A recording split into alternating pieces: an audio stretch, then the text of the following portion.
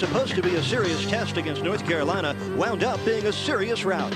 The Orange scored the game's first 4 goals and led 13-3 by halftime, and the fabulous Gate brothers had much to do with it, especially Gary Gate, the Michael Jordan of lacrosse. He had 5 goals and 1 assist, leading the Orange to a 21-10 rout of North Carolina for their 26th consecutive win and a spot in the national championship game. Roy Simmons Jr. in his 20th year as head lacrosse coach at Syracuse is now 1 win away from an unprecedented 4th national crown, and he was determined to keep his team focused. The other semifinal was a war between Yale and Loyola. The Greyhounds trailed by 3 in the closing moments, but rallied back. Jim Blanding's goal with 26 seconds left in regulation tied the game at 13, capping a furious 3-goal charge in the final 2 minutes. And in the second sudden death, it was sudden victory for Loyola on Chris Colbeck's dramatic game winner. Today, they'll be aiming for one of the great all-time upsets when they take on Syracuse in the 1990 National Championship game at Rutgers Stadium. Championship game of the 1990 Men's Division I Lacrosse Tournament. From Rutgers Stadium in Piscataway, New Jersey, it's the Greyhounds of Loyola College challenging the defending champion Syracuse University Orangemen. It is a gorgeous afternoon here in New Jersey, a perfect setting for what appears to be a David and Goliath matchup in this 1990 National Championship contest. Syracuse clearly Goliath, one of the best lacrosse teams ever assembled. Today, their sights set on a 3rd straight national championship, and emotions running high. Good afternoon, everyone. I'm Eric Reed. Welcome to ESPN's coverage of this 1990 men's lacrosse final. I'm working today's title game with Leif Elsmo, and Leif, Loyola certainly has their work cut out for him. They play the role of David, and they have been the spoiler and the surprise team in this NCAA tournament. Well, they really have. They come in as the Buster Douglas of the lacrosse world because they don't really get the respect they deserve. But beating a good Yale team, a team that was ranked 2 nationally, gave them a lot of respect, and that's why they're here. They outcoached and outplayed Yale into overtime, and they're going against a great Syracuse team being led by Brian Kronberger. He's an All-America at the midfield position. He scores a lot of goals, but maybe more importantly, Kronberger leads them spiritually. This is footage taken moments ago as they warm up for today's game. Kronberger not backing down 1 inch, going right up against Pat McCabe, and that is the kind of spiritual leadership that Brian Kronberger gives to this Loyola squad, a squad that has not been in a game of this stature ever in its history. Now, Kronberger had 5 goals in that semifinal double overtime win against Yale. Now, the Orange, they've been nearly impossible to beat. They come into this game with 26 consecutive victories, a very special group led by 2 very special players, and that group closes out their career today. Well, it's going to be showtime for Syracuse. This is a group that you only see once, maybe every 30 years. It's a very special group, as you mentioned. They score from about 5 or 6 different critical areas and different players. They're loaded, they're explosive. It all starts with the Gate brothers, though. Gary Gate, maybe the best to ever play the position of midfield. He'll start things off in the midfield. His twin brother Paul plays right on the same midfield. So how do you defend Gary and Paul Gate?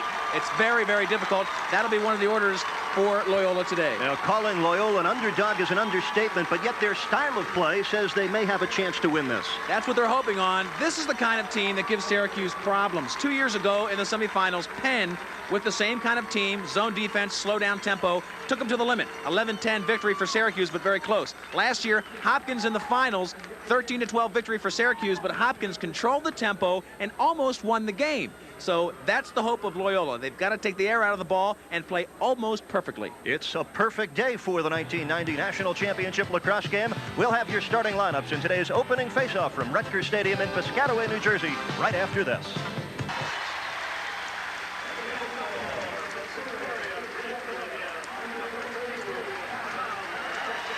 This ESPN program is brought to you by Budweiser, the king of beers. Remember, know when to say when.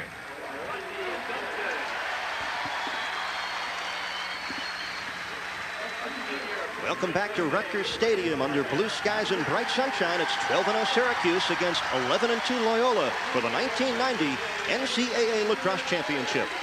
Let's meet the starting lineups for today's ball game. First for the Orange of Syracuse, Jim Egan and Greg Burns, both seniors, with a sophomore Tom Marachek at attack, an all-senior first midfield. Rodney Dumpson and the first-team All-American Gate brothers, Paul and Gary. On the defense for the Orange, the All-American Pat McCabe alongside John Winship and Eric Holbrook, the senior goaltender Matt Palem. He has never lost in an NCAA playoff game. For the Greyhounds of Loyola, they'll go with the attack unit of Chris Colbeck, Jim Blanding, and 6'4" Kevin Beach. The face-off midfield group, Bob Curry, Tony Pavlik, and Gary Beach. And on the defense for the Greyhounds, it'll be Tom Johnson, Scott Oslislo, and Sean Quinn. They're led by a senior goaltender, 5'8" Charlie Toomey. A lot of pressure on Charlie Toomey, and I think in the other end of the field, Palin might be the best goalie in college cross today. Let's take a look at the keys to today's game, what these teams will have to do to win. Syracuse, all they have to do is win about 50% of their faceoffs, keep Loyola from controlling the tempo and possession. They need to get an early lead against the zone defense. You don't want that zone defense packing in tighter, force them to play man-to-man, and they have to be able to recognize the multitude of zone defenses that Loyola is going to throw at them. For Loyola, they've really got a job. They have to play almost perfectly. They need to win at least 2 out of every 3 face-off on average, so about 66% of the face-offs to get possession and control the ball. They need to control the tempo. Once they get it, slow it down, keep it out of the sticks of the great offense of Syracuse. And then Syracuse, with their gambling style, will give them opportunities. They have to turn those Syracuse gambles into goals, not just possession, but into goals. And that would be the key for Loyola's success. Here's the series history. 4th meeting between these two clubs. The first since 1984. Orange have won the 3 prior meetings, and Syracuse holding Loyola to 7 or less goals in each of those games. And Eric, you can throw that away because this is a brand new Loyola dynasty. They have built a program, raised it several notches over the last couple years. 2 best records in the sport over the last 3 years, and our national championship game is underway. It was Tony Pavlik for Loyola and Kurt Pratt for Syracuse in the face-off circle. And you'll notice that Loyola uses a long sticks defender on the face-off. They are defensive-minded. Syracuse uses the Gate brothers. They think offense. The ball goes, knocked out of bounds by the long sticks, goes to Syracuse. By the way, our officiating crew, the referee Walter Munsey, the umpires Al Sattler and Tom Young. Orange go to work offensively first in this game. And you expect to see a zone here. Let's see what Loyola does. Cotto wants to confuse them. He may be starting a little bit of a matchup man-to-man. Now they're in the zone. This is Tommy Marichuk, the sophomore from Victoria, British Columbia. 3 Canadians on this Syracuse offensive group. That's exactly what the zone wants you to do. Try to pass it through the lane, and the sticks knock it down. Chuck that one up to Loyola. Loyola played the zone, baited Syracuse to make the pass that looks open, but it is not really open. Syracuse took the bait. Loyola knocks it down and gets possession. Paul Gate with a rare mistake. Crowd of about 25,000 packed in the Rutgers Stadium. And Eric, the mistakes that I talked about that will turn into goals are going to happen down here. This Syracuse defense will gamble. Palin, as great as he is, will gamble. He'll come out of the goal. Loyola's got to jump on that and convert it into goals for Loyola. This is Ted Nichols. He assisted on the game-winning goal against Yale. Actually, he scored one of the goals in the 4th quarter that brought Loyola back in that game. Greyhounds scored 3 in the final 2:06 of the 4th quarter to send Yale in overtime. This is Jim Blanding. He had the goal with 26 seconds left in the 4th period to tie the game. And there's a matchup. He's got Eric Holbrook against him, so... Whoa! Front near miss for Brian Kronberger.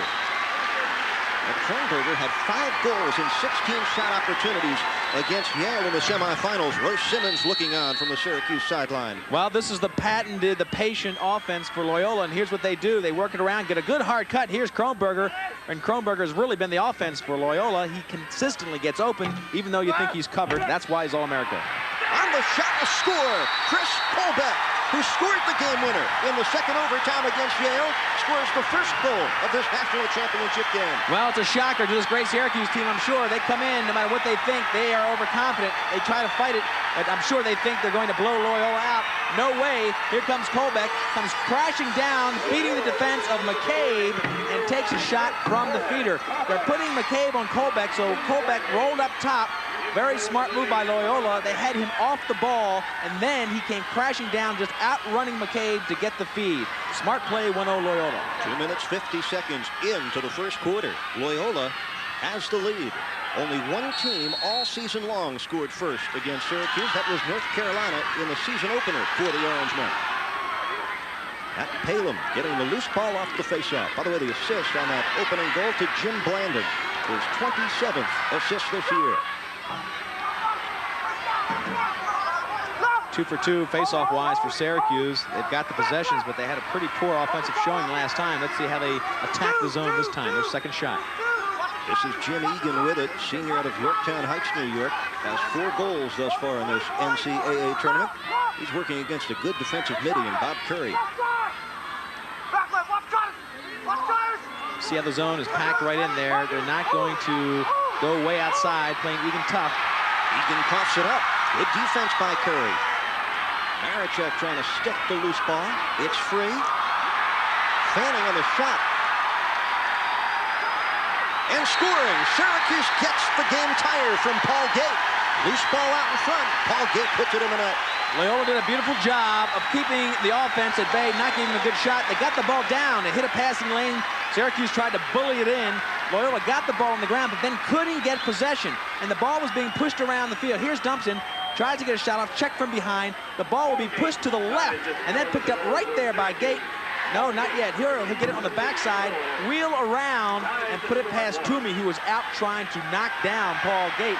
Not very easy to do against a 6'2", 210-pound player. Watch this. He gets the great stick work, up and around, beating Toomey. Didn't get the ground ball. Defense has been perfect. They missed the ground ball, cost him a goal. Paul Gate MVP in last year's national championship game. He had 4 goals, 2 assists with a 1-goal victory against Hopkins. Orange again win the faceoff. Tied at 1 early moments, first quarter. And uncharacteristically, they couldn't make that transition goal. There's the shot going wide by Greg Burns, stopped by Toomey. And Loyola looking to break out. Eric, that shows me that Loyola really has them thinking. This defense has them thinking too much. They missed that transition. Normally, that's 2 passes and a goal. They couldn't even handle it. Pass intended for Kronberger. He shot in front of the Syracuse cage. We talk about matchups. Again, this controlled kind of team, a team like Loyola. And look at this. You think these teams aren't ready to play? Holy smokes. Loyola's coming in here, not backing down an inch, trying to prove something, at least emotionally, to the great Syracuse team. I'm sure there's a lot of talk down there. Syracuse feeling their oats, and Loyola not backing down. A wild scene over on the far sideline between the Orange and the Greyhounds. We saw something like this in pregame warm-ups. I'm going to try to tell you who's in the middle of that down there. Egan was in the middle of it in the pregame warm-ups. Egan was in the middle of this. And it's Carl. No, I can't see if it's Kronberg or not. No, it's not. He's not in the middle of that one. Johnson for I'll tell you what. Starting defenseman. I can tell you I can guarantee you the Coddle went over to Kronberg and told him before the game and said, don't get thrown out of the game, buddy. We need you in the game. This is what started it all. Play on the sideline. Look, Loyola wrestles the Syracuse player down, and then for protection, McCabe comes up and levels him, and here comes the Loyola bench to defend their team. This team not getting the respect they really think they deserve, Eric, and that's why their emotions are sky high. They want to prove to the world that they belong in this final game. There's Dave Coddle. An amazing job in his 8th year at Loyola. Just 34 years of age. His record over the last 3 years, 33-5, and just 7 seniors on this Loyola club. Well, here's your little meeting now. The officials are going to find out. This could be critical. If you throw a player out of the game, or if there's a major penalty, there could be a major penalty involved here. You certainly wouldn't want to lose a player. And Egan was over there now twice. Of course, the pregame doesn't really count as we look at Roy Simmons Jr. Egan was over there really mixing it up. So it would really be devastating for either team to lose a player because of one of these little fights. Now, Dave Coddle and Roy Simmons trying to simmer things down. You know, Roy said earlier this week, we are definitely the Goliath of this tournament. I just hope we don't run into any slingshots. Well, they've run into some early slingshots here from the Loyola Greyhounds. We're tied at 1, 11:31 left in the first quarter. This could be a memorable national championship game. Well, they just haven't played that well against teams that take the air out of the ball, that slow it down, and have a great zone defense. It frustrates them. It puts the bridle on them. It rates them. It holds them back, and they just don't like to do it. They like to run and gun, and when you think about things like the zone, it ends up taking you out of your game. Still talking it over. And Kevin Beach of Loyola, each 3 minutes, each unreleasable. And Egan's the guy who really has been mixing it up since the pregame warm-ups. So a good time for him to cool down. It'll be 5-on-5 in the offensive end of the field. Here's Jim Blanding working one-on-one for the Greyhounds. Shoots it just wide. Loyola will keep it. But how will 5-on-5 affect their zone defense on the other end, Leif? It's going to open it up, obviously, a little bit, create some more lanes, and it may make it easier for Syracuse to get some of those great shots off on Toomey. Yeah, I think it'll cause them some problems. This is Ted Nichols. He's working against Rob Persing for Syracuse. Nichols, a 4-year starter at Loyola. Greyhounds definitely looking to take some air out of the ball when they have it, valuing each possession. Kronberger came in on goal, may have hit the pipe with that shot. Sensational play by Kronberger, but the ball goes up. He did hit the pipe, but boy, can he beat anybody at will. He has really proven his mettle as a first-team All-America right here. Potential first-team All-America. Kronberg, 2-time All-American pick, honorable mention in second team last year. Controlling is Gate. This is Greg Burns. Over to Tom Marachek. And they just made a substitution on the fly to get that full first unit in. Here comes Paul and Dumpson. Rodney Dumpson into the box. Double team, get rid of it. Gate scores! Didn't seem to matter, Eric. He came around against the double team. He had men open in front because they double teamed him on the wing, but he is so strong that Gary just took it on his own shoulders, came in there and blasted a goal past Toomey. Gary Gates' 11th goal of this NCAA tournament.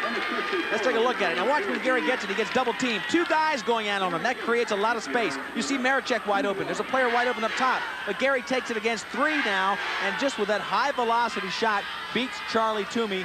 2-1 lead. A lot of players on the Syracuse team feel like they can take things in their own hands. As we look at it again, there's the hard shot by Gary. He puts it in. A lot of guys, including Marachek, Paul and Gary Gate, Phil, Egan is one. They can do it on their own. Gary did it then. In this playoff tournament, Gary Gate has had 5 goals in each of Syracuse's 2 wins against Brown and against North Carolina. Minute 44 left in the 2 penalties. 10 minutes left in the first quarter. Orange lead Loyola 2-1. Gary Gate's pass to Paul Gate couldn't be handled. Loyola takes over. Eric, faceoffs were critical for Loyola. They need to get possession. Against Yale, they won 2 out of 3 faceoffs. But the technique in facing off on Yale was very poor. A great John Reese, a good power face-off man, but not good at technique-wise. Here, Syracuse, with an excellent, excellent face-off strategy, has won all 4 face-offs. This is Bob Curry, has great speed as he comes up the sideline, a sophomore from Freeport, New York. Okay. Still 5-on-5 down here. They're getting good shots, Loyola is. Don't forget, you got Matt Paleb in the goal, and I give him my vote for first-team All-America. I think he is unquestionably the best in the country, although he doesn't get credit because of the great team in front of him. Paleb, the senior, out of DeWitt, New York, former option quarterback in his high school days. Very unorthodox player. He'll take some chances. He's great between the pipes, and he has to make bigger saves because of the gambling style of defense. Kronberger, nice feed. Here's Sean Smith on a nice save. Point-blank range. Paleb stopped it. That's what I'm talking about. This kid does it all. His defense gambles, and it gives him a lot of shots within 4 yards of him, right in his face. But Paleb, more often than not, comes up with a big save. Chalk that one up to the great save of Paleb. Cross-field pass. Here's Gary Gate. Nice move, and he scores. Gary Gate on a pretty feed from David Patain. 3-1 Syracuse. It all starts with transition. When you get this racehorse team running, there's hardly any team in the country that can put up with the offensive members of this team. And how do you match up? Well, you just don't. There's Charlie Toomey. He has not seen the velocity of shots like he's seeing from Gary Gate and the whole Syracuse team. It all started, though, with the great save by Paleb. We'll show that in a moment. Here it goes. This is where it started. Paleb has to come out. The defense gambled. They lost. Here's one of those gambles, Eric, I talked about, where Loyola has to score. They didn't score. The ball was saved by Paleb. Right down the field they go. Gary Gate picks it up on that explosive left-handed shot, almost in the same area as the last one. He gets 2 goals in a row. That was a very effective clear by Syracuse. First it was Persing advancing to Dave Patain, and it was Patain who had his first career goal in the semifinal against North Carolina that gave Gary Gate a feed right in stride. Still 31 seconds left in the twin penalties, so it's been 5-on-5 lacrosse on the offensive end. There he is, the best midfielder in the country, and many feel maybe the best to ever play the game. And I tell you, it certainly doesn't hurt when you've got a guy of equal ability playing on your same unit, and he does in Paul. Last year they focused on Gary. Paul was the MVP. Eric Pratt and Tony Pavlik again battling for the face-off. And they haven't lost one yet. Marachek with a nice catch of the bounce pass. Stuffed on his shot, but still controls. I'm not sure he even shot. The Canadian stick skills, Eric, let you shoot, pull the ball back without letting it be released from your stick. but he had plenty of defense against him. Now they're switching on the fly, settling it down, getting some fresh players in. Dumpson comes in. They get that whole first unit in, Gate, and Dumpson. Rodney Dumpson, very underrated. His coach says he'd be an All-American on another club.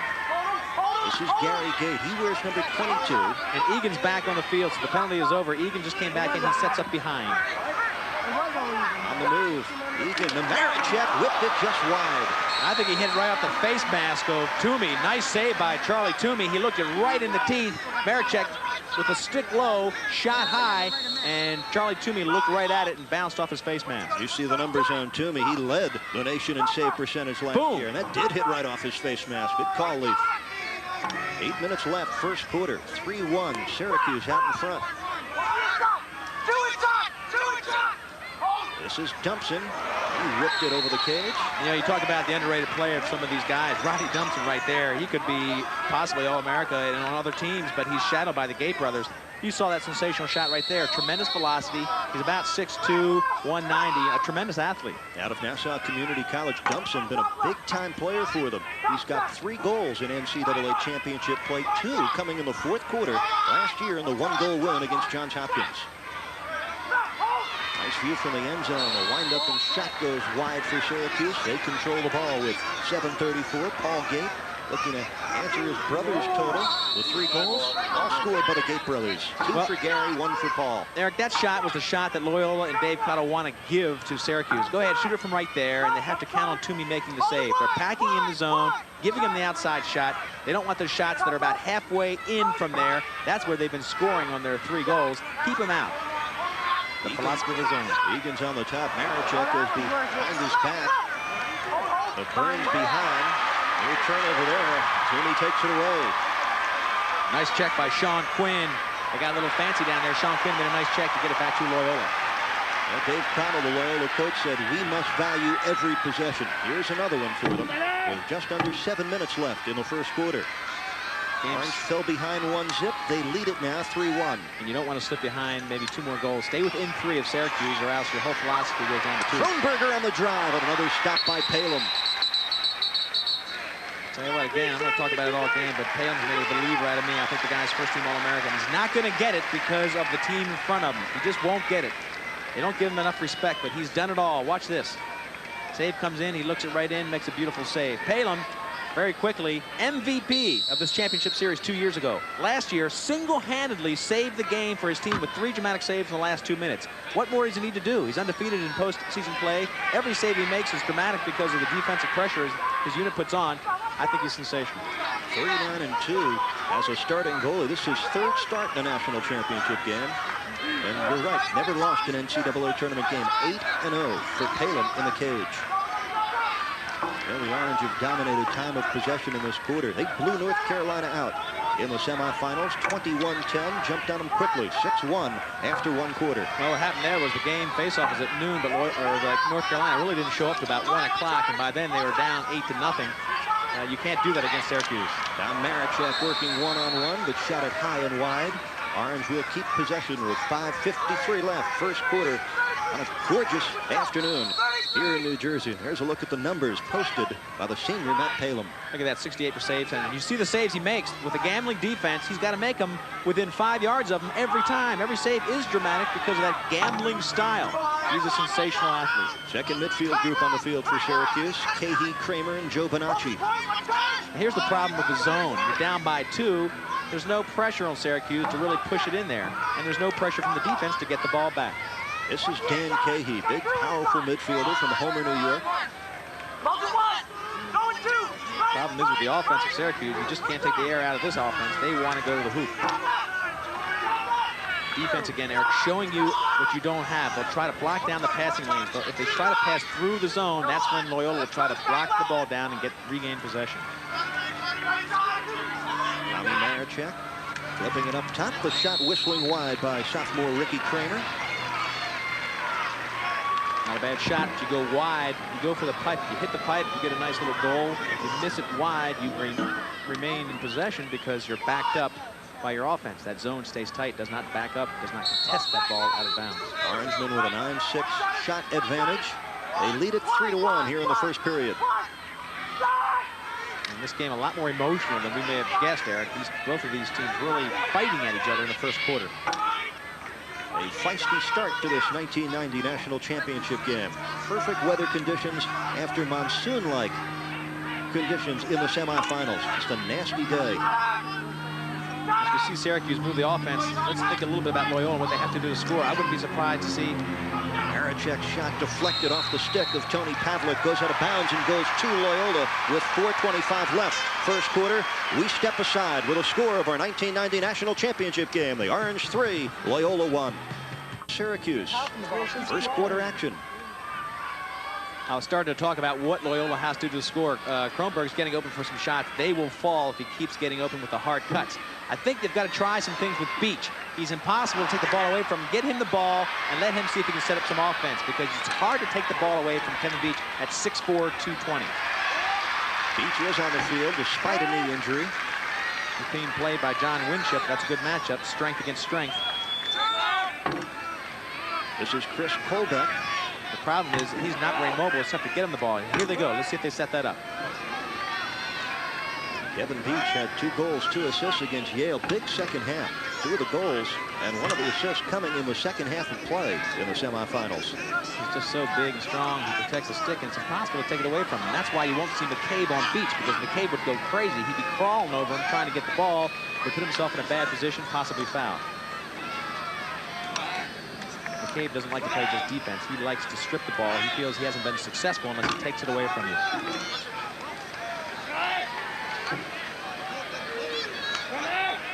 Good rotation now. They're rotating from the crease, keeping the ball in the midfield, which is a little bit of a gamble, because if Syracuse gets it, they're a fast break from there. But this is a gamble by Cottle. Good motion, but he's putting the ball in the midfield, and if Syracuse gets it, trouble. Nichols flipping it into the box. Once you come out of that box area, you have 10 seconds in which to return, or it's a violation. Orange applying the defensive pressure. We get a whistle. A push on Syracuse. Possession remains with the Greyhounds of Loyola. 2:51 left in the first quarter. 3-1 Syracuse. And emotions have calmed down a little bit. Now it's down to just the mechanics of the game. And that's what this team, the Loyola squad, really has to bank on, that their mechanics are perfect and they can get that ball past the great Palem in the goal just by doing everything perfectly on the offensive end. This is Paul Cantabine, a freshman from Rochester, New York. He's had a good year for Loyola. Out front, open shot and a score for Chris Kolbeck. Kolbeck, second goal of the game. 3-2 Syracuse. Sensational job of cutting off the crease. What they're doing is they're picking off the good aggressive defense of Syracuse. They get the ball behind. It's an old, very familiar style. It's textbook lacrosse. Here the feed comes right out front. Now Kolbeck had already lost his defender by coming across the crease where they're setting up a double pick. And they've had that shot all game long. Palem has made several good saves from there, but they're going to get goals if the defense doesn't start picking up and backing up on those picks. They're picking off the defense. Kolbeck gets the score, 3-2. Same combination clicking twice for the Greyhounds. Chris Kolbeck scoring off the Jim Blanding assist. An interesting, Blanding from Syracuse, New York, went to West Genesee High School. This kind of turf is much better for him than it was against the Loyola in the semis, where it was wet. These quick, smaller players on Loyola will benefit from this great weather here for the final. Shot violation against Loyola. Syracuse will get possession. This is just what the Greyhounds figured they had to do. Stay close in the first period. Well, and you look at Syracuse, who has absolutely won every face-off, and they're only leading by 1. They have won all 6 face-offs. You've really got to give Loyola credit. They've made their possessions count. It's a Syracuse team with 9 games over 20 goals. Matter of fact, they average over 20 goals a game this year. Have played very few close games. Yale did a nice job of dissecting the zone. Syracuse, again, sort of irritates them to have to even do it, so they're not as patient as a Yale would be. Gary Gate, Paul Gate, Rodney Dumpson on that midfield line. Here's Egan on the feed to Marechek. Nice pass to Gate. He shot it just wide. Boy, very nice pass for Tommy Marechek right to the crease where Gary Gate was waiting. And the problem was that Gate positioned himself about a foot too far deep behind the plane of the goal. We see Cottle there working at it. Watch how Gate, when we see the shot, is too far behind the pipe to even get it there. He's back a little too far. When he shoots, he didn't even have enough angle to put it in. He had angle to catch the pass, but look how far back he is. Not enough angle to get it in front of the plane of the goal. Under 2 minutes left, first quarter. Syracuse leading 3-2. 1990 National Championship game. Right now, Loyola has Syracuse thinking, and they're out of their normal mode of thinking. They're thinking of ways to beat the zone. Hard shot there, but they're really a little bit confused. They think they have something, but then they say, wait a minute, do I or don't I? Is the zone there? Is it? They think, you know, it's all an illusion. Definitely having problem right now, Syracuse is. Watch this stop right here as the shot comes in from hard out front. Just wide left a little bit after the stick hits it from Toomey.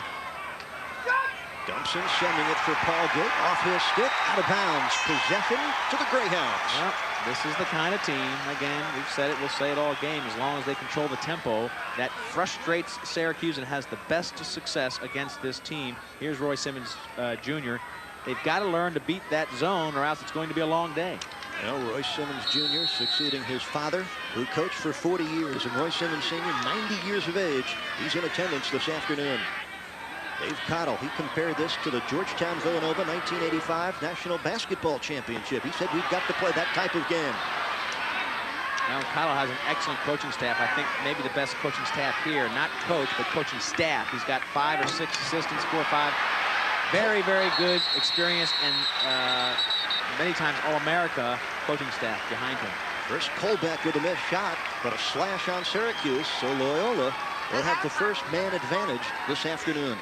Another one of those critical areas, Eric, where they've got to make it pay off. They scored about 50% of their times against Yale. When a team like Loyola gets an extra man, they've got to get at least 50% in a game like this. They need this goal, and it would tie this game up and really, really hurt the psyche of the great Stallion team, the great team with all the offense from Syracuse. The foul was on Pat McCabe, a slash. So Syracuse down a man for 1 minute. 45 seconds left, first quarter. So you're talking about that Loyola staff. The top assistant, Bill Durgill, who was a great face-off man and a captain of the 1988 Syracuse National Championship team. He was sensational, and he's coaching specifically on those face-offs as well as really backing up and being the chief assistant. Shot by Cronenberger, kicked out by Palin. Cronenberger keeps getting open for that right-handed shot. He is getting the shots, and of course, extra man there. That's when you want to put him in. You can down on the penalty and in the first quarter. Eric, you can tell the Syracuse just is really getting out of their game. This is what happens with those zone defenses. If they don't get their shots, they don't get fluid on the transition, they start not playing that well. And this is really, first quarter has fallen into the hands of Loyola. They control the tempo.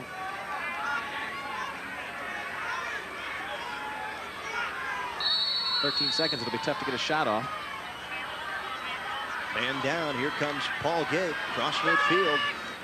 Marichuk couldn't handle, but backing up right there is Greg Burns. And that's it. First quarter is over. Gary Gate with 2 goals, Paul Gate with 1, but Chris Colbeck of the Loyola Greyhounds, 2 first quarter goals, surprisingly close through 1 quarter of the 19th save. Big check there by Gate. We get a penalty marker down. This will go against Gary Gate of Syracuse. Tough call. It looked like a good hit from here. He just came out and leveled him. He may have been from behind. It'll be a 1-minute high check they're calling. Where he came up. If you come up in the face area, anywhere above the shoulders, that's the penalty. And Gate has a good hit. Let's see how high he comes up. Watch.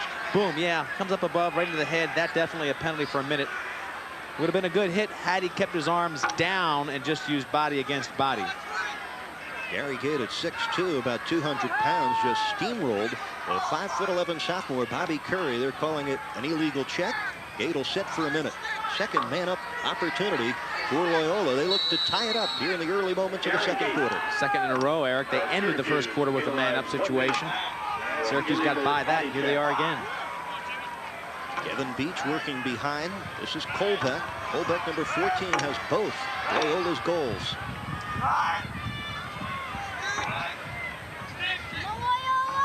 Turning into 1-3-2, counting from behind. Now watch, they should go into some sort of rotation. Try to get the defense out of their scene, out of their zone. 6 players on 5. This is Beach looking for the opportunity. He finds it and ties the game at 3. Good shot for Beach. He came around with some motion on the far side, looked for help. It was Holbrook that had a chance to slide in and really make the play. Nobody picked up Beach. Watch, he's looking to make the feed. That freezes the defense. Holbrook could have slid here. He slid too late. And a hard shot beats Palem over the shoulder. How about this Greyhound squad? 3-3 They haven't controlled the ball that much. We'll watch Beach one more time. Big guy, 6'4", comes in and just hammers that shot right past Palem. 21st goal this year for the sophomore Kevin Beach, his 5th goal here in the playoffs. Once he beats that one man in the extra, you really shouldn't get a second shot. The slide should have come a little earlier and decked him. They were reluctant to slide. He had the shot and took it. Loyola not with very many possessions. The last faceoff was the first one they've gotten this game. They're 1 for 7. That was an extra man goal. And again, Kurt Pratt, this time beating Steve Vakeness. But Vakeness getting a stick on it. And here come the Gate brothers. Transition. Now Marichek out in front. Egan scores. Just that quickly, the Orange attack and take the lead again. Well, that's textbook fast break, and that's the danger of the Syracuse squad. They move the ball, make 3 passes. Marichek got it on the right wing. Toomey has to guard against him. It'll come down low to Marichek. He looks over, sees Egan right in front. The defense has to guard Marichek. Egan's parked right in front. The ball comes to Egan, and he dumps it in. 4-3 for Syracuse.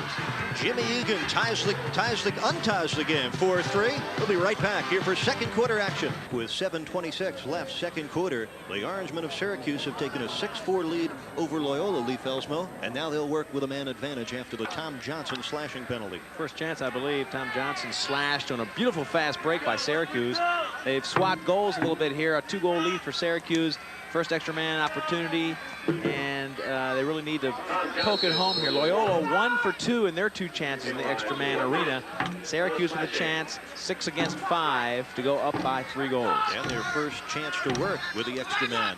Here's Egan out in front. Nice behind the back pass. Paul Gate to brother Gary. I can't tell you how sensational that is. That is unbelievable. Paul Gate out front. Wraps that stick around his back to hit Gary. Pinpoint accuracy. And Gary against a stunned Charlie Toomey. Watch this. Comes out to Paul. Defense sliding madly. Wraps it around his head. Gary wide open. Toomey still trying to follow the action. Gary just dumps it home. Guess what, folks? Halfway through the game, not even that, he's got 4 goals. Here it is again. All the way out to Paul. Wraps it around his neck. Gary picks it up. No defense on him. And right past Toomey. That was picking cherries from about 3 feet away. 4 goals for the greatest midfielder in the game today. On 5 shots, and he is just 2 goals away now from tying the all-time career goal record held by another Canadian, Stan Cockerton, who had a great career at North Carolina State. And I would say that he's a lock for player of the year, Gary Gate. 7-4 Syracuse. 7 minutes left, second quarter. Well, the end of a fabulous era in college lacrosse, the era of the Gate brothers. Lining up was Marichek. He's had a really nice first half. Charlie Toomey raking it into his cage. Marichek already with a couple of assists in his first half. Greyhounds need a goal now. They trail by 3. Gates are tired. They have to play defense now. Let's see if Loyola can take advantage of Gary and Paul. So tremendous athletes, but they have to play defense. Paul running out and trying to get a defenseman on.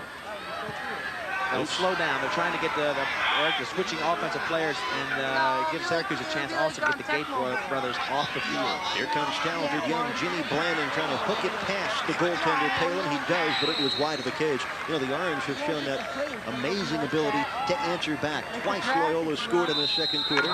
After their first goal, 13 seconds later, the Orange retaliated. After the second Loyola goal, took Syracuse just 14 seconds for the payback. This is Kevin Beach one-on-one for the shot too tall. It's that lock-up offense that I was talking about that will be a good strategy. He's going against Stratton, big, strong defender. But Beach is impossible to strip the ball from him. He's just so huge. He'll get a shot. You don't want to slide on him. Nice stop by Blanding. On the shot by, actually by Palem on the Blanding shot. Should be interference with the goalie. It is.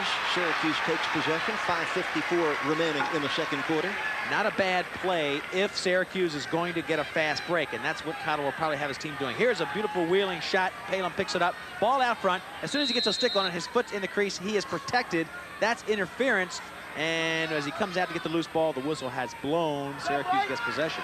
But for a team, Eric, that likes to fast break, sometimes when you get the ball in that position, that starts the fast break. If you penalize him there, all you're giving up is a possession, which they already have. You're stopping a fast break. Not a bad play for Loyola. And a turnover ensues for Syracuse. Offsides. Loyola gets it back, trailing 7-4.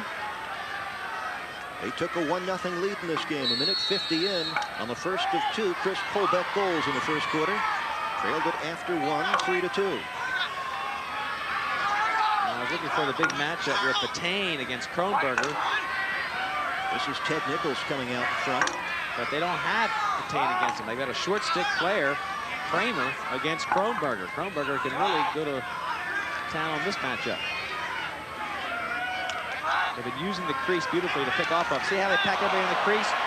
Paul Cantabine trying to maneuver in. This is Kronberger, scores!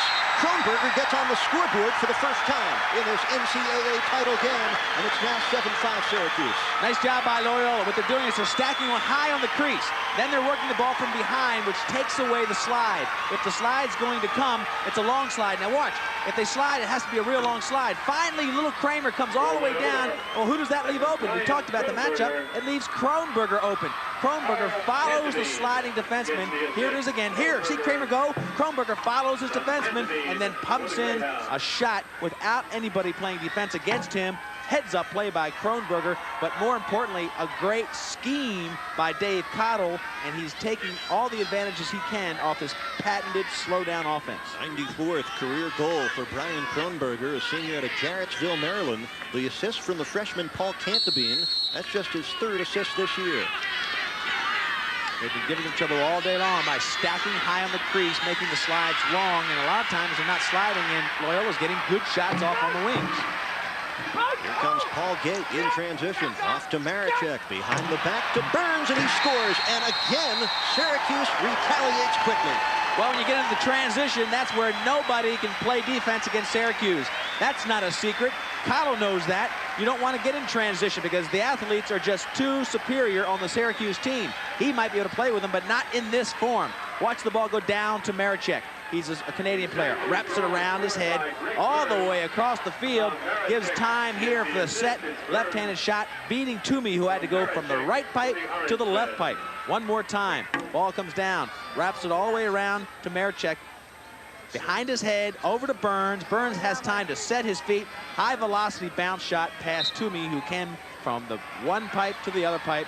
Tremendous transition goal by Syracuse. 8-5 Syracuse. Greg Burns' second goal of the game, third assist for Maricek. Boy, you talk about pinpoint passing. Tommy Maricek been outstanding in this first half. And that goal coming just 17 seconds after the Loyola tally. They don't look like they're tacked very much when they do those transition goals. They just sort of playground it, just behind the back, hard shots. Let's see if Syracuse adjusts to this isolation from behind is what they have been running, and then they've been stacking high on the crease. If you talk about quality shots, Syracuse 5 goals in 8 shots this quarter. 4:10 left in the second. Orange lead it by 3. This is the freshman Cantabine. We get a whistle as he comes around, a warding off with defense by the senior Dennis Simmons from Madison, Connecticut. And they were into a little bit of a different defense there. Syracuse was waiting for the slide. Watch how there was a helping defenseman a little bit to the right of your screen. There's the warding off. And see the stick come poking in from the right? That slide was ready. Syracuse trying to make some adjustments.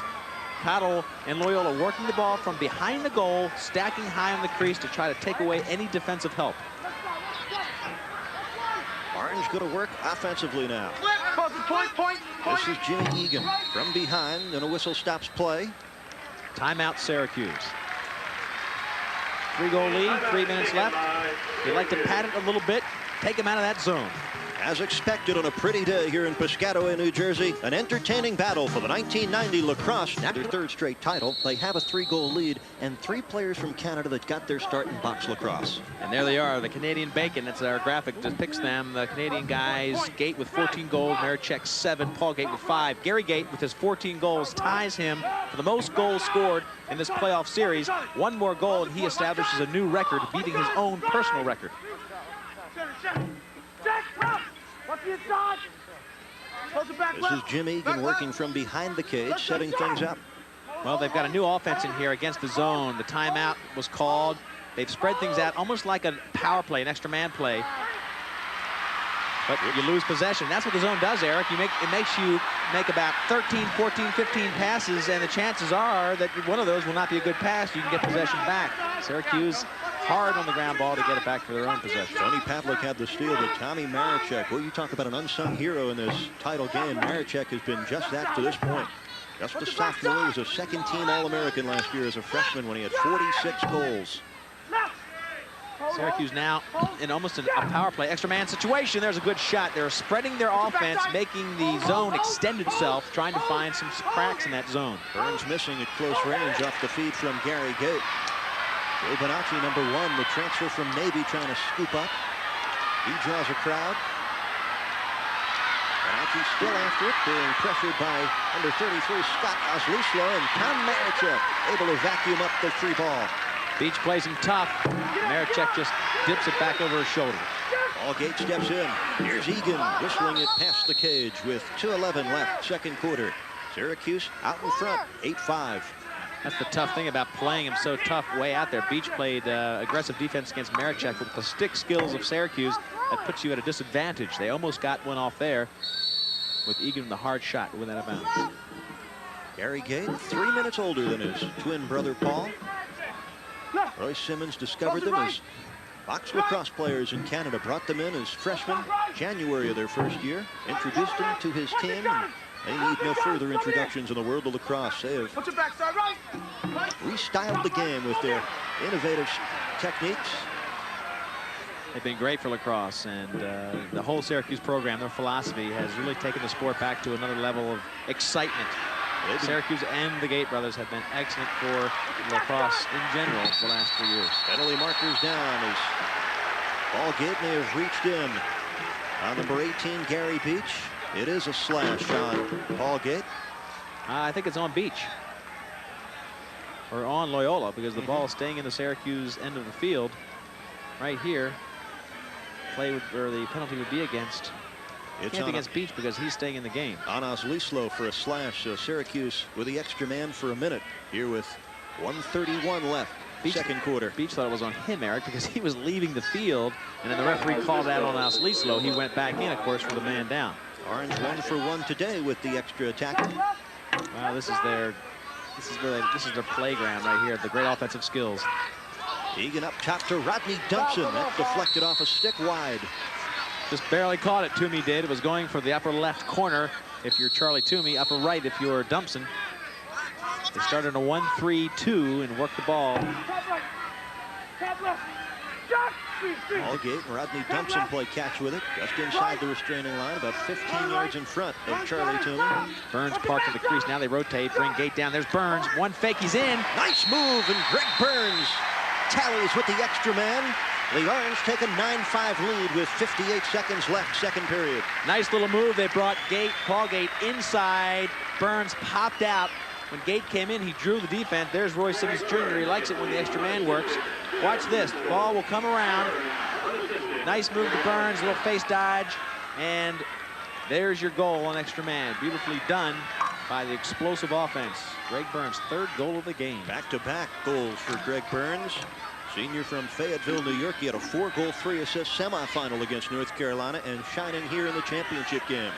This is where, if you're Loyola, you really got to tighten the clamps up here, because if you get much more of a window here, you're going to be in trouble. You got to come out of that zone a little bit. You don't want to get farther than this behind the great team from Syracuse. Lee Felsmo, the Orangemen now a perfect 2 for 2 with the extra man, so they've capitalized on their chances. They get a hold here without possession on Loyola. Possession over to Syracuse. They've done a great job in the face-offs, really dominant. They won all the face-offs in the first quarter. And threaten here to put this game away if they can rack up a couple more goals. And Syracuse knows that, so they call another timeout, but because with 39 seconds left here, they can go to a 5-goal lead and really threaten to blow the lid off this game.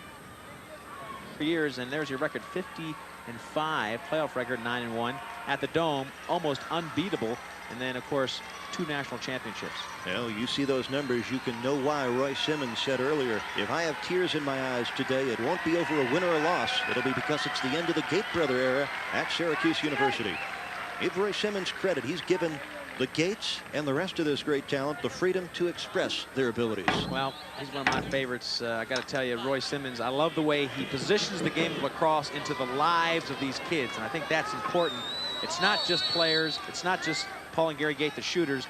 They're the people, Paul and Gary Gate. Everybody that comes out of his program loves the experience and is better suited to go on in life because of lacrosse and Roy Simmons. Out in front, near miss. Good save by Charlie Toomey on the Joe Bonacci quick stick. Final 25 seconds of the second quarter. Here comes Tony Pavlik. Nice feed up ahead, but Chris Polbeck couldn't convert. Well, McCabe got a stick in there, and he's the sensational first-team All-America defenseman. Let's give Toomey credit for making the biggest save of the game for him. That would have been a 5-goal lead. He came right into the teeth of that extra man, put it back into the hands of his Loyola Greyhounds, and then on the other end of the field, the first-team All-America Pat McCabe steps up and saves a goal for Syracuse. Right here, watch Toomey. Boom! Comes right in, smothers that ball, turns it back, gets possession. Great control for Toomey. And then on the other end of the field, it was Pat McCabe with a sensational check from behind to save Syracuse from giving up a goal in the final 12 seconds. Only the first half, though. Plenty of time, and it's a great crowd. Eric, when you look around, you wondered how the lacrosse world was going to react to a relative underdog like Loyola. I wouldn't say underdog, but they don't have the huge followings that have been cultivated for North Carolina and Hopkins. They're getting one fast, but the whole lacrosse community has reacted to the sensational rise in Loyola lacrosse, knowing that they're the type of team that can give Syracuse problems. Here they are to watch this great game. It's been a pretty darn good first half. Well, Dave Cottle's club 11-2 on the year. They bring a 5-game winning streak into this NCAA final. A dramatic 14-13 double overtime come from behind job in the semifinals against Yale, and they have really captured the hearts of the lacrosse fans and the imagination of the lacrosse fans in this 1990 tournament. All right, back to the game, though. We've got 12 seconds left. We forget that's why the timeout was called. Cottle wants a goal out of this. He's down by 4. Syracuse gave the ball up. They had moments left, didn't get it on the extra man. Now Cottle has an opportunity. He's called a play. He wants to get a good shot off. They're starting on the wing. Let's see if they try to get it into the hands of the great Cronenberger. Yeah, they've kept Cronenberger quiet in this first half. Just a goal. Here comes the freshman Cantabine, coughed it up, and may have gone into the crease. Well, that didn't look like it was diagrammed, I'm sure, by Cottle. Pretty sloppy as it came in. 4 seconds left, and this first half looks like it'll end at 9-5. Orangemen led 3-2 after 1. Our last tie came at 3. Loyola's kept it pretty close. This is the largest lead on the board of the game for Syracuse. Boy, from half field, Gary Gate nearly rifled it home. They had 2 players in front of Toomey trying to screen Toomey, so Gate took the half-field shot, 2 screeners, didn't quite get by Charlie Toomey. 4 first-half goals for Gary Gate, the defending champion Orangemen of Syracuse, lead it by 4 at halftime. Eric Reed with Leif Elsmo, the defending champion Syracuse Orangemen, with a 4-goal lead of the upset-minded Loyola Greyhounds. And Leif, at this point, how does Loyola feel about being down by 4? They have to feel pretty good because they've gotten about as much as you can expect to get out of this Greyhound team. They've controlled the tempo, yet they've lost a great majority of the face-offs. They've taken advantage of the offensive opportunities, gotten a significant amount of goals. They're only down by 4, and in most cases, that might disappoint you. But against the great team, Syracuse, Loyola still controlling tempo, still with a chance to be in there at the end. Greyhounds need a bigger second half from their star. Brian Cronenberger had 5 goals in the semifinal against Yale, just 1 first half against Syracuse. No question. He's being focused on by the defense of Syracuse. He's been open, gotten some shots, but you've got to put it in the goal, and that will be a key in the third quarter. Stick skills just mind-boggling for the Orangemen. Tom Maricek, 3 assists. Gary Gate, 4 goals. Greg Burns with 3 tallies. And they really make it look so easy. This team, I think, is going to revolutionize lacrosse in America.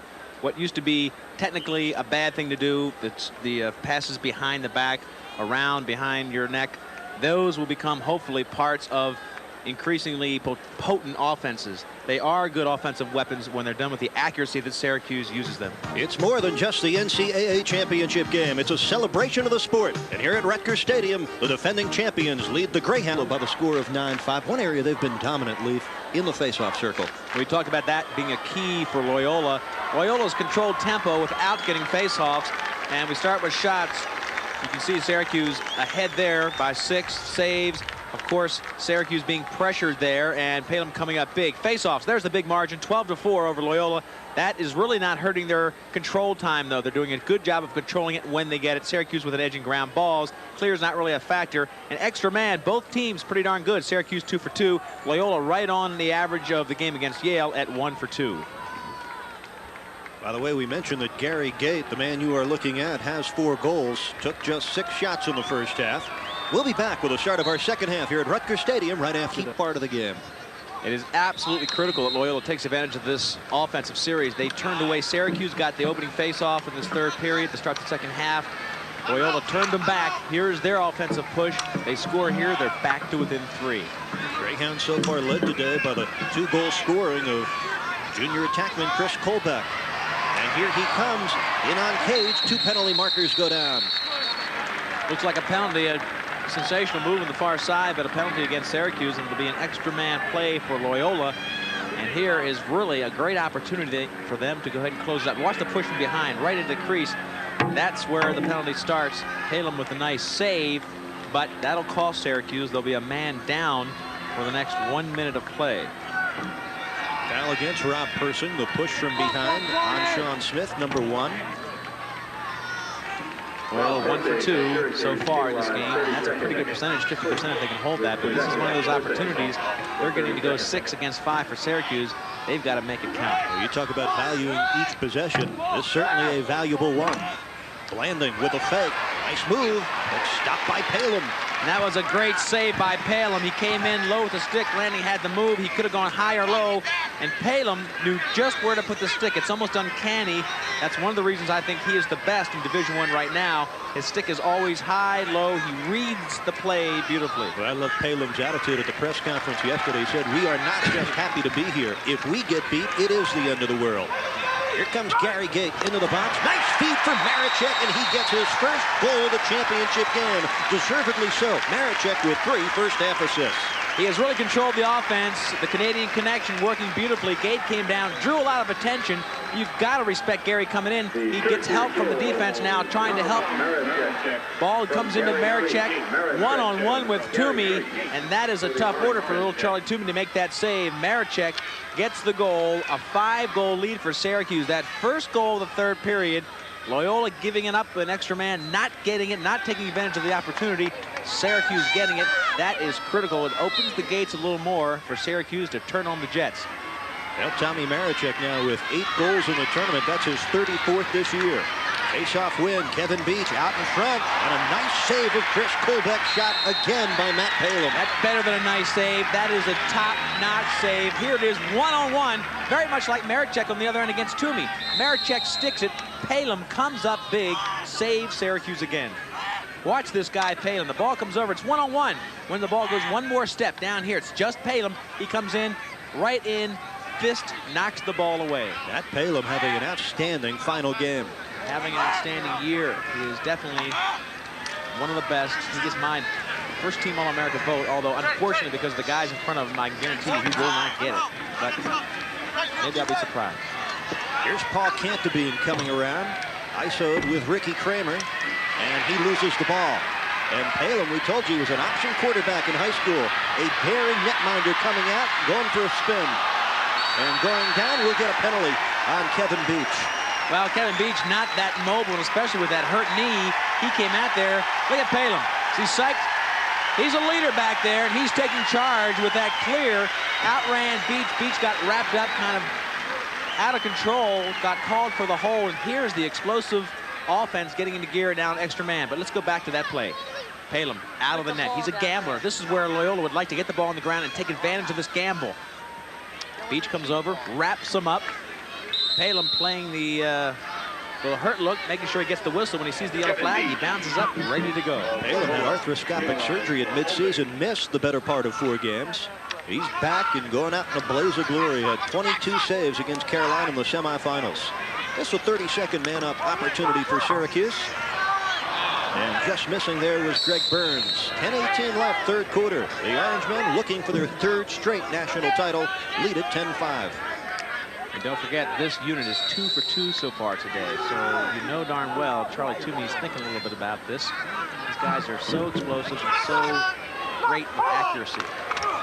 Coming in, but without the angle, was Greg Burns. Rebound taken by Egan. Out in front, that ball deflected away by Toomey, but Greg Burns right there to re-scoop. Trying to hit Paul Gate up top. Now they've rotated around to a different alignment, 1-3-2. Not a really a well-conceived extra man.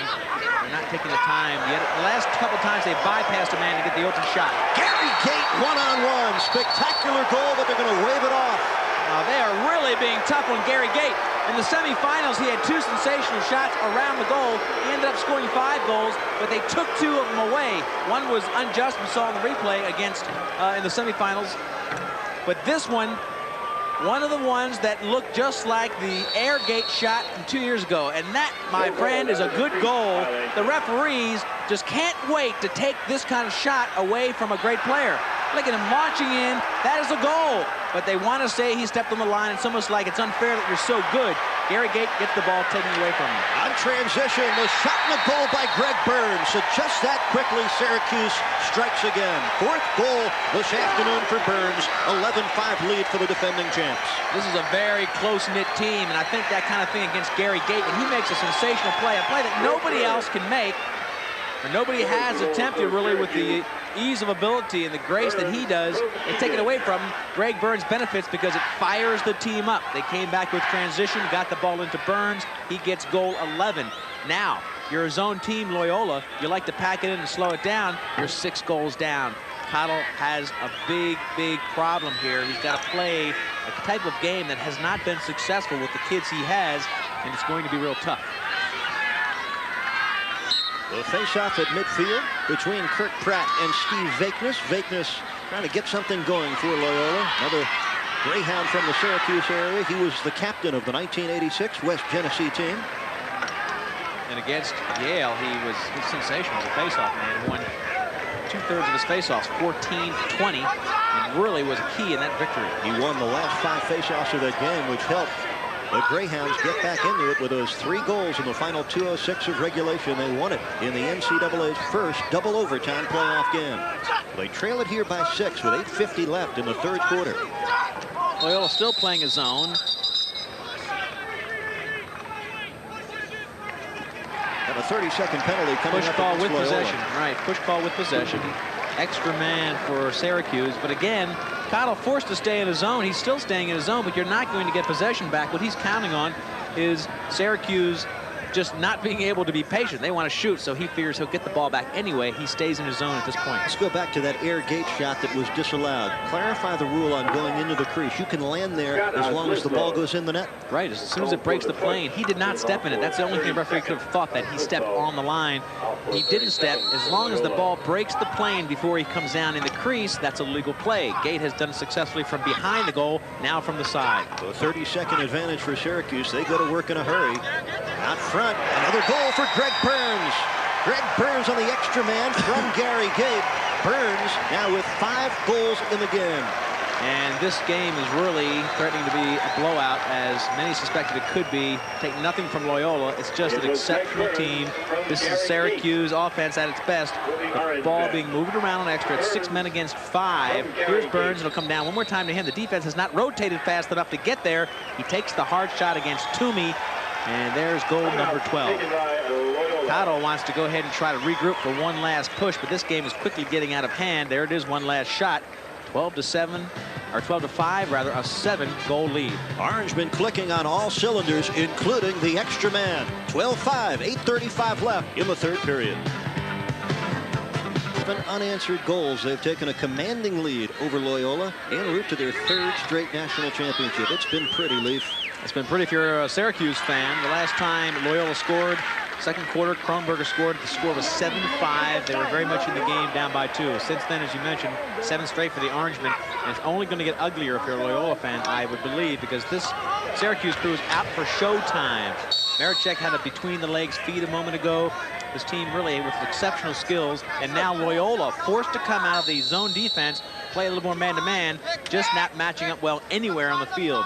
Showtime, Orangemen. Gary Gate with 4 goals, 2 assists. Tommy Maricek, 2 goals and 4 assists. He has been dazzling with his stick. Second midfield group on right now for the Orange. Ricky Kramer, Dan Cahey, and Joe Bonacci. The attack still Jim Egan, Greg Burns, and the amazing Tom Maricek, just a sophomore. He's been outstanding this afternoon. It's going to be a different year for him next year when he is the focus. They lose a ton of offensive power off of this team, and he will be the guy that all the defenses will focus on. Now you're still in sort of a zone defense, which, you know, I guess Cottle doesn't want it to get too ugly, but you got to come out and play. I think this is, I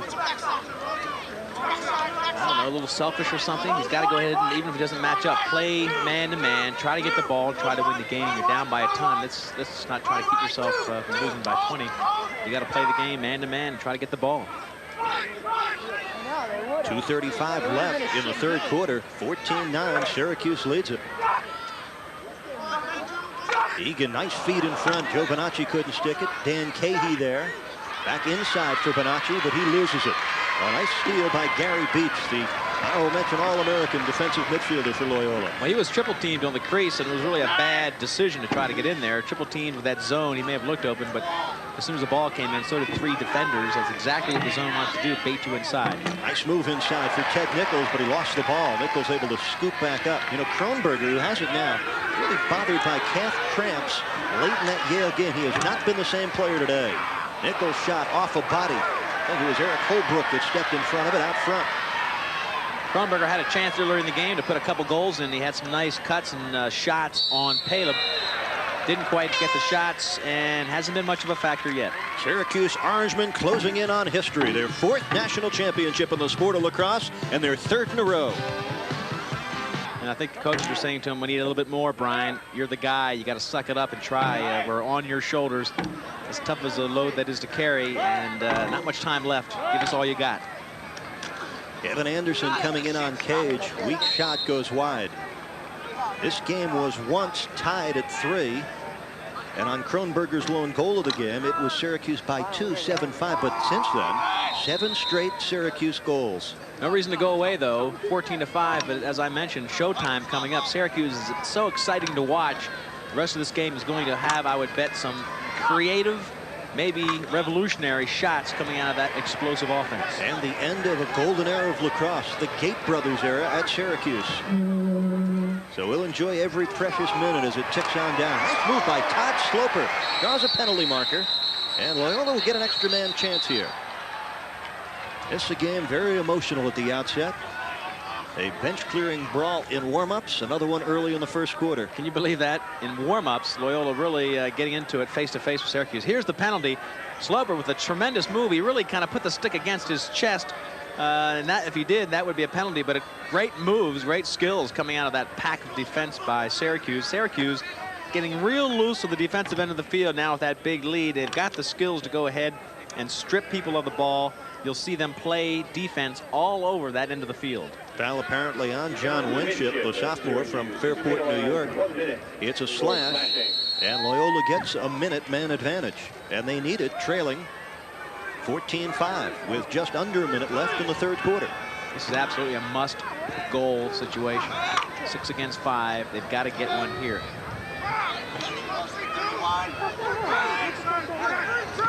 Up top, that's Nichols. This is Jim Blanding.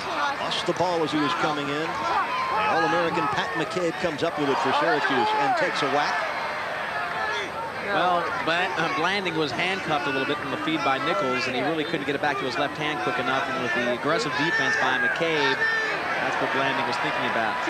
Playing a lot of games down here. Very, very confident, this defensive group right now, led by, right there, Pat McCabe, who misses that high pass by Paleb. Syracuse was coming dangerously close to a 10-second violation. New rules in lacrosse, you must clear it out of the defensive area within 10 seconds. Rare mistake today for Matt Palin. They're very loose down there, and you're right, they're probably not just thinking, and they probably would have had that violation had they not thrown the ball out of bounds. But that's the danger of getting that loose. They feel comfortable. They feel not threatened at this point in the game. They're going to be aggressive. Let it all go here in the final minutes, the final quarter and 5 seconds. Seconds ticking away in the third quarter as Ted Nichols runs out the clock. That'll keep possession because you had it in possession. They will start the fourth quarter with a man advantage. Royce Simmons Jr. in his 1990 Syracuse on a goal for the last 20 minutes. With Lee Felsmo, I'm Eric Reed. Welcome back. Start of the action here in the fourth quarter. And here's your look at the third quarter numbers. Shots, of course, Syracuse way out in front. They're getting big margins now in almost every category.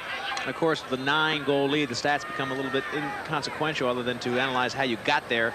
But Loyola started, Eric, this quarter extra. They had enough time on that penalty to get a good shot. They really didn't handle the ball that well. They're starting to feel the effects of this powerhouse team from Syracuse and feeling a little bit helpless against them. Dave Cottle right now did all he could to keep his team close. They were right in this game well into the second quarter, but then it just couldn't last forever. We talk about them having to play a perfect game. They played a good game. You got to do it for 4 quarters. Very few teams can. Well, Dave Cottle and his Loyola program has come out of the shadows and into the sunshine with this NCAA tournament. A school with just over 3,000 full-time students located in downtown Baltimore, just 10 blocks north of Johns Hopkins, but they play in nobody's shadows after this game, with the exception of Syracuse. No question about it. They've made a big step up. They've got the respect. The program has been now to the championships. What a difference that makes to have experienced this and to really experience it in good fashion. They came out and gave it everything they had, and kept this game close for about a third of the contest. Dave Cottle been rewarded just recently, signing a new 3-year contract. He'll have a good club next year. Just 7 seniors on this NCAA finalist. What do you think being in this final means for recruiting? Jim Egan drew the pipe. Rebound by Paul Gate. Comes wide and sinks it. Paul Gate with a 15th goal of the afternoon for Syracuse. Paul Gate, 2 in a row for him. He came flying in. That left-handed shot has such velocity. He elected to go low, had the stick hang low, but still with the great speed. Toomey couldn't save it. Watch it, get the stick down low off the defensive beach, and he still goes whipping that thing in low, just with such velocity that Toomey, right there in position, still could not make the save. The 15th goal, 10-goal margin, and Roy Simmons Jr., along with Paul Gate, marching on toward that 3rd straight championship. A 5-point afternoon for Paul Gate. His brother Gary with 6 points on 4 and 2, and it's now 8 unanswered goals past Charlie Toomey for Syracuse. Syracuse now just opening it up, and again, you talk about a team that's built around his own defense. What do you do here? You've really got to start playing. The game is basically all but over unless you go out and strip people of the ball, get possessions, and some good shots. This could wind up being the largest margin of victory ever in an NCAA final. Back in 1977, Cornell beat Hopkins by 8, 16-8, and that's what stands at this point as your largest margin. Well, clear a spot in the record books, because I'm sure this one will go in there. This is an exceptional team. Take nothing from Cottle and Loyola, a great year, and the best of the rest. This is one of those years that Syracuse is just a big step ahead of everybody else. Well, the other 3 teams that came to this Final Four, North Carolina, Yale, and Loyola, were probably in all reality playing for 2nd place. Inside a goal, finally the spell ends. Chris Colbeck comes up with the goal for Loyola. He's got the hat trick. That's his consolation as the Greyhounds, and an 8-goal run. It's now 15-6. Well, Cottle's just got to let the whole team get loose here and go ahead and run these fast breaks.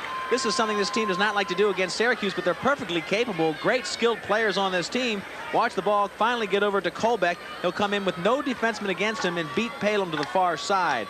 Sensational fast break started by Sloper and ended with Colbeck bouncing it past Palem. Hey, this team's got plenty of athletes, Eric, that can go ahead and run that fast break. It's just that their style, as we look at Chris Colbeck, is really suited best for a patterned offense. Cottle right now has to let that team go and hope that they can catch up. Well, the countdown has already begun for Syracuse. The Licks, the entertaining Orange, go back to work on the offensive end. I had the attendance announced, Eric, just under 20,000. A very good crowd here to see Loyola against Syracuse. Right up around 20,000, 19,075. On a perfect weather day here in Piscataway, New Jersey. Really been a joy for the lacrosse fans. Gary Gate bulleting one toward Charlie Toomey. He's there for the stop. And a rare fast break opportunity as Chris McGovern comes in for Loyola. This is Kevin Beach. Approaching the 10.5-minute mark. Time remaining. Final quarter. North Carolina playing Syracuse in the semis. That's where everybody thought that if there was going to be a good physical matchup, North Carolina had the only chance. They didn't get there mentally in time to play the game. They got in a big hole, so now it's up to Loyola with their patient offense to try to stop this push toward the championship. And it looks like nobody's going to get in the way of Syracuse this year. Orange lead it by 9. The left-hander Nichols circles the cage, still has it off the top of pipe. And Paul Canopy in there for the rebound. Gotta give that to Palem too. Palem staying right on the pipe. I think it really came off his fists. He just stays his ground. The shot came around. He very calmly blocks it with his fists. Exceptional talent in the gold, Matt Palem. Cantabine with it right behind, out in front. A shot and a score for Chris Colbeck. Chris Colbeck's had a very respectable afternoon for the Greyhounds. You know, and that's the kind of offense that they were running early in the first quarter. They were coming off creases, picking off the defense high on the crease, and that's what Colbeck does. Watch him go behind. The action starts off the ball. If you can see at the top of the screen, watch Colbeck bounce off the crease right there. Wide open, leaving the defenseman behind him. It was McCabe coming too late. Bounce shot past Halem. Very tough to save that when the ball comes from behind the goal to the front with no defender on Colbeck. They've really used those picks on the crease beautifully. And Eric, in the first quarter, that was the key to them keeping the game close. Chris Colbeck with 13 goals in 3 games in this tournament. He's had an outstanding series. And of his 4 goals, 2 have come back-to-back here in the fourth quarter. Paul Cantabine chalks up his 2nd assist. Don't forget what Loyola did against Yale. Yale was up by 3 with 4 minutes left. This team from Loyola does not quit. They could still make this interesting. This is Ricky Kramer for Syracuse. 9.5 minutes left, fourth quarter. 15-7 Orangemen. Loyola playing Yale. Yale seemingly had the game won, up by 3 with 4 minutes to go. Loyola just kept pushing, got possessions. Once they got the ball, didn't give it back to Yale, won all of the last faceoffs, ended up winning in overtime. This team is going to play out the last 9 minutes. Syracuse has to respect that. Yale had that 13-10 lead with 3 minutes and change. And Loyola comes back with 3 goals to tie it in the final 2:06. The game matter coming with 26 seconds left in regulation. Dan Cahey with a bullet. Well, Dan Cahey anchors that second midfield unit. And he just rifled in his 13th goal of the year. Syracuse 16, Loyola 7. From Herkimer Community College, New York resident, this guy really with a cannon. And let's take a look right here. They're still playing a zone, Loyola is, and it gives the outside shot to all the Syracuse guns. And right there, Cahey just loads it up, pops in the 16th goal. And one more time, we'll take a look. Watch how the zone is real soft in there. Looking over, trying to make an adjustment. Nobody's sliding in. And the shot coming in high and hard right to the corner. Less than a minute after Loyola tallied, Syracuse answers again. Well, and Tom Marechek with the assist. 5 assists here in the final for Marechek. Ricky Kramer. Ricky Kramer off a very nice feed from Greg Burns makes it back-to-back goals for Syracuse with 8:50 left in the game. This is some of the talent that will be showing up at Syracuse after this era of play by the Gay brothers. Ricky Kramer only a sophomore. Plenty of good players left as we look at the crowd here for this championship game. Syracuse now winding down the season. Look at these guys. Pratt comes up with the ball. Fast break. This is their game. Syracuse loves it. Racehorse is down. 1 pass, 2 pass, all the way across. Kramer with a nice little move comes in and just gets it inside the pipe.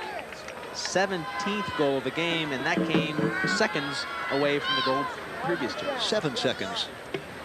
Hard to run that far in 7 seconds. That's a fast break offense. Here they go again. Tom Gilmartin controlling the faceoff for Syracuse. Their lead now 10. Here's Kramer. Nice dodge move towards the cage, but he backs off. You might think that Gilmartin sounds familiar from Maryland. He is a Maryland transfer. Was an excellent player down there. Elected to come up here and play for the Orangemen. Gilmartin missing on the shot. Rebound behind for Greg Burns. He is being pressured by Sean Quinn, but Syracuse retains. Marechek again. Artfully done.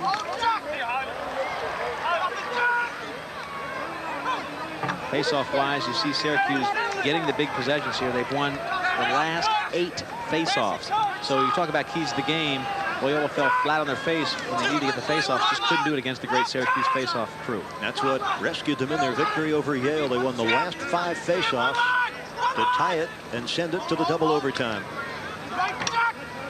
Well, now let's hope we get some entertaining shots here from Syracuse. They can create some beauties. They already had one today, one of those air gate shots taken away from Gary Gate. We've seen him taken, or he's had 3 shots taken away from him in this series. The semifinal 2 and 1 here today. Air gate originally unveiled to the awestruck public 2 years ago in the semifinals at the Carrier Dome against Pennsylvania. And when you take a look at the keys of the game for Loyola, win 66% of the faceoffs. Well, that's where they really fell down and did not contribute to the faceoff area to give them control. They controlled the tempo, but without the faceoffs, they really couldn't get the ball enough. And turning Syracuse gambles into goals, they did it 1 time out of 8, according to our statistics. And look at your faceoff stats. 2 out of 3, but for the wrong team. Syracuse dominating in the faceoff area. Curry with a nice run, but another Outstanding check for Paul Gate. Roy Simmons Jr., he is so proud that the Gate brothers, not only outstanding offensive players, but really the complete midfielder. Well, they're complete men. Let me tell you, these guys are real solid citizens. Let's take a look at this check. Paul Gate coming up, dragging from behind. The wrap check, they play so beautifully with one hand on the stick. Just the ball is neatly dislodged. And there you go. Really not overstating it, but the Gate brothers have done for the sport of lacrosse what Michael Jordan has done for pro basketball. And they're going to stay in the sport. They very much don't want to leave it. It's been good to them. But just great people, as I mentioned. Just real solid kids, very unselfish, hardworking. They care very much about this team, about their coach, Roy Simmons, and the sport of lacrosse. This is Gary Gate feeding it back to Rodney Dumpson. His ricochet is deflected by the goaltender, Charlie Toomey. Now, talking about the Gate brothers, you know, other stars of collegiate sports move on to the professional level. These two play for the love of the game, and like all great lacrosse players, have to go on to other things after their college days are done. Well, I think they're going to stay in the manufacturing end of the business with lacrosse equipment. But you can see these two play, though I'm sure they'll be playing club somewhere. But Gary Gate and Paul are playing for the Canadian World Team, and they will be in Australia in July. Marichek. Right, so if you want to spend a few $1,000 to go down and watch that game, you might enjoy it. See the Fijis while you're there. Gary Gate behind the back. Goal number 18 for Syracuse. Number 5 for Gate. Keep in mind, Gary Gate now sets a record. Yeah, just one away from tying Stan Cochran's all-time goal-scoring record. But he's already set the record for goals in a playoff performance. He broke his own record, and right there shows you his skills. Look at the standing ovation, like you might get for a Michael Jordan. They are standing up, applauding the efforts of the great Gary Gate and also Tom Marichek as he gets substituted for. But have they really electrified the sport of lacrosse with their skills? Just set a record for the most goals in the NCAA playoffs, as we mentioned, 15, and he broke his own record of 14. One more time. Gary comes out. When he gets the ball, he'll be coming from the right of your screen. Here he comes, takes it, goes underhand, behind the back, and Toomey never even got his feet set because normally players won't shoot from that much of an unsettled position. Of course, the assist from brother Paul. Here's Brooke Chase coming in. Nice stop by Charlie Toomey. 6:05 left, fourth quarter. Just a matter of time for Syracuse. They lead at 18-7. With this great talent, the Gate brothers, Marichek, going into the World Games, they expect the World Game competition in Australia to be one of the keenest in the last 20 years. As the United States team shape up going into that. Always an excellent team, the favored team. As we watch Beach come in and a great save by Palin, and then Beach follows up with another off the pipe, it looked like. Off the rebound, Palin again with a big stop and a rare mistake on the air and upfield toss. So you got the Gates off the field. There's an 18-7 score, and as far as putting him in the game, if I was Roy Simmons, I'd want to play him the last few moments because, again, it's showtime. They are very special, and just selfishly, I think everybody here wants to see him play the game of lacrosse. It's that exciting. Let's put him back on the field, Roy. If they should not return, it would be very fitting that their last combination would be Paul assisting Gary on another of their many goals.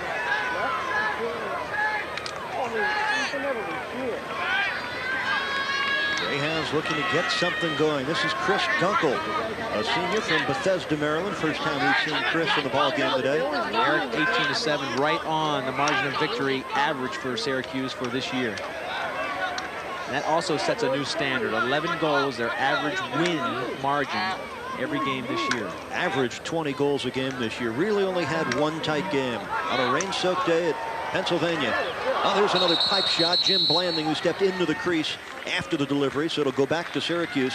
This 1990 Orange team, only one close game. It was a 15-13 win at Penn. That was a game that Gary Gate came up very big as a face-off man late in the game to rescue Syracuse in the fourth quarter against the Quakers.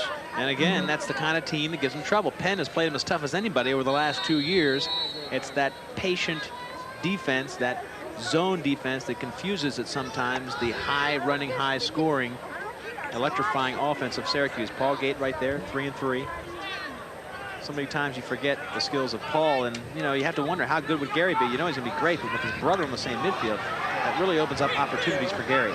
Here's Andy Bowen. By the way, that score against Penn was 15-12. Joe Bonacci in close, scores. Well, here's some of the second and third units getting a chance to show their skills. And Bonacci makes it look pretty easy. I'm looking at the next midfield unit come in. They're not going back to the gates yet, but let's go back to Bonacci. Moving it in, Burns all the way out front of Bonacci. He picks up a bad feed, handles it beautifully, and dumps it past Toomey. 19-7. The team just keeps rolling on. It's going to be party time very shortly in the city of Syracuse, New York. The countdown reaches 4 minutes and 21 seconds left till Syracuse wears the crown for the third consecutive year.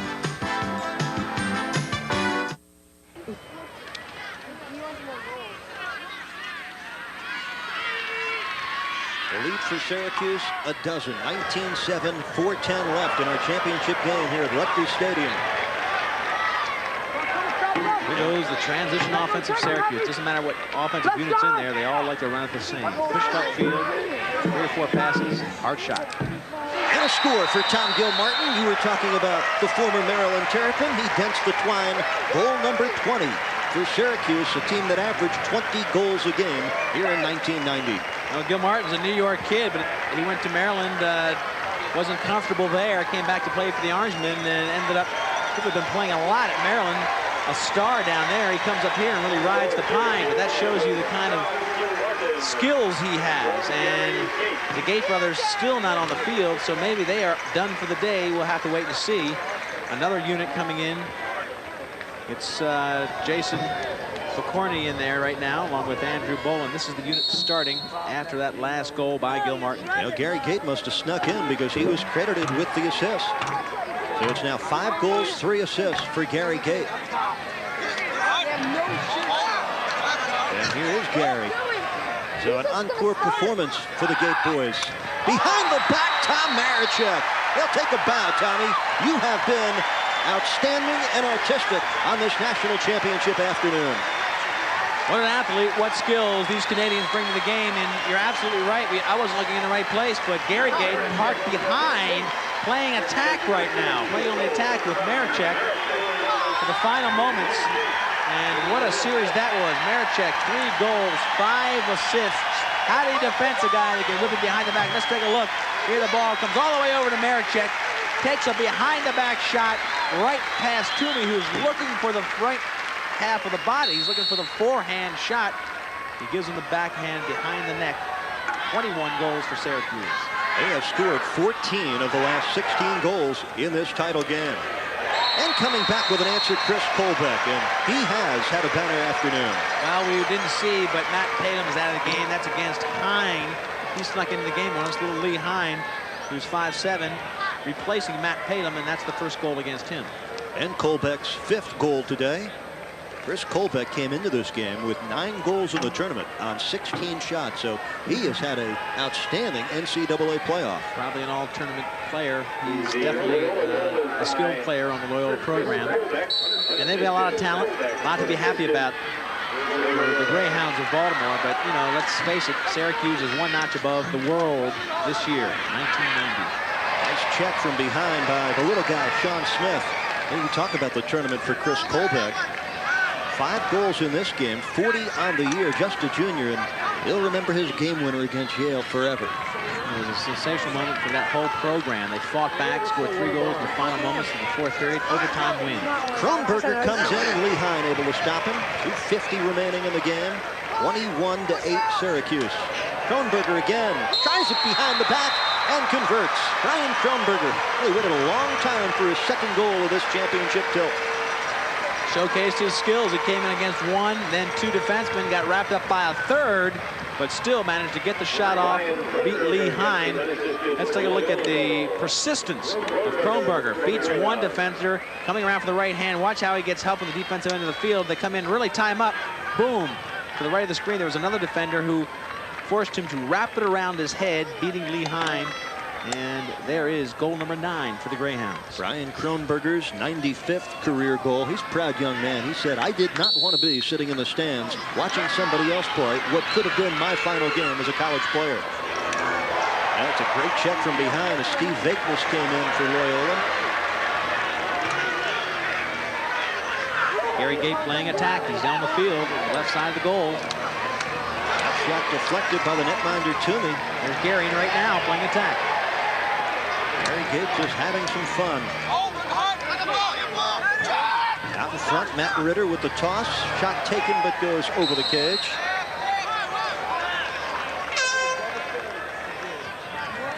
That shot taken by John Barr of Syracuse. A 6'1" freshman midi from Fairport, New York. Well, that's what it's all about. Who takes it home? And for the third straight year, Roy Simmons has a couple of those. Oh, yes. He's going to put it right next to the other two. He's got 3, actually, but 2 in a row. So it'll be the first time a team has won 4 of those championships. well, Maryland set the old championship game scoring record when they put 20 in the net in the 1975 championship game. Syracuse shatters another mark en route to national championship number 4 and their 3rd in a row. Gary Gabe called for warding off, Eric, on that play. He was bringing in against 2, 3 defenders, warding off the call. Ball back to Loyola. With 2 minutes remaining in this national championship affair. There's Pat McCabe on the sideline, first-team All-America, maybe the best defenseman in the country at this time. He's got some of his buddies out there right now playing. He gets a chance to rest. Good chance for Simmons to reward some of the players that have supported the program throughout the year and give them time. Kronberger shoots off the double team and misses. You know, Syracuse beat Johns Hopkins last year at College Park, Maryland, 13-12 for the title. Defeated Cornell 13-8 in Syracuse to win the '88 crown. Their first national championship came in 1983 on this same field, a 17-16 win against Johns Hopkins. And it was dramatic. They were way behind, 12-5, I believe, at one point in that game, and they came storming back for a dramatic win that really got their program to the upper echelon. Early marker down as Jim Blanding handles. Nice feed out in front, but Tony Pavlik could knock it home. Now we'll get the call. You got a man down. Savoring the final moments on the sideline, Eric Holbrook, number 43. And of course, Loyola, no real losers today. Both these programs winners. Loyola taking it up another notch, and the best of the rest, as I've said, but they are an excellent program that will be around. A minute 13 left until this thing goes into the record books. Syracuse has dominated. They lead it 21-9. 30 seconds of NCAA lacrosse for 1990. Syracuse may be the best ever team. Gary Gabe, a huge reason why. Of course, his brother Paul very much a piece of the action. Gary trying the air gate maneuver, comes into the crease. Lee Felsmo, we have really been treated to once-in-a-lifetime type lacrosse here this afternoon. Yep, that's exactly what it is. And we look at the sideline. This is a very special team. The best there ever was. Well, certainly one of the best there ever was. Roy Simmons with his team, and John Desko right there, who is really the other brick in that foundation of coaching for the Syracuse squad. Dumps in there on the right. I want to mention also 21-9. They're almost dead on their average. An average game for the great Syracuse squad at 21-9. That's what they do every week in and week out. And we see it count on down. The Gate era ends at Syracuse with a 3rd straight national championship. A little bit anticlimactic in that it wasn't a close game, but nobody expected it to be a close game. Here is the team that has really just absolutely dominated play in Division I lacrosse over the last 3 years. They lost 1 game, as you mentioned, last year. It was their first game out of the box in upstate New York. You don't get a chance to practice that early. They played Hopkins in the first game, lost a close game. From then on, nobody has beaten this squad, and the year before they were undefeated. Very special 3-year reign for Roy Simmons, and he's going to soak in this next week as much as he can. A 12-goal margin of victory for the victorious Orangemen. Their 3rd national championship in a row comes on their 27th consecutive win. These have got to be very special moments for Roy Simmons Jr., his staff, and his players.